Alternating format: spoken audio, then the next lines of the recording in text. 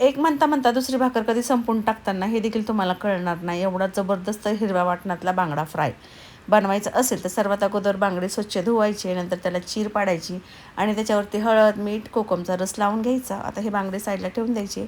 मिक्सरच्या भांड्यामध्ये ओलं खोबरं, आलं, लसूण आणि कोथिंबीर, हिरवी मिरची टाकायची. मस्त पेस्ट तयार करून घ्यायची. पेस्ट तयार करताना जराही पाण्याचा वापर नाही करायचा आपल्याला इथे. चवीनुसार याच्यामध्ये मीठ टाकायचं. सगळा मसाला व्यवस्थित मिक्स करून घ्यायचा आणि कट केलेल्या बांगड्यामध्ये भरून घ्यायचा. फ्राय केल्यानंतर इतका जबरदस्त बांगडा फ्राय लागतो ना, तुमचं पोट भरेल पण मन काही भरणार नाही. आता याच्यावरची कोटिंग तयार करण्यासाठी थोडंसं तांदळाचं पीठ, थोडासा रवा घ्यायचा, मिक्स करायचा आणि या बांगड्यावरती व्यवस्थित लावून घ्यायचा.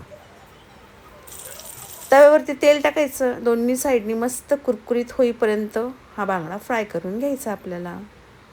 आतल्या बाजूने इतका मसालेदार मस्त आणि वरून छान कुरकुरीत असा बांगडा झालेला आहे तयार. तुम्हाला कोणत्या भाकरीबरोबर बांगडा खायला आवडतो? तांदळाच्या, ज्वारीच्या का बाजरीच्या? मला तर तांदळाच्या भाकरीबरोबर खूप जास्त आवडतो हा बांगडा भरलेला. तुम्ही नक्की एकदा बनवून बघा आणि व्हिडिओ आवडल्यास लाईक, शेअर, सबस्क्राईब करा.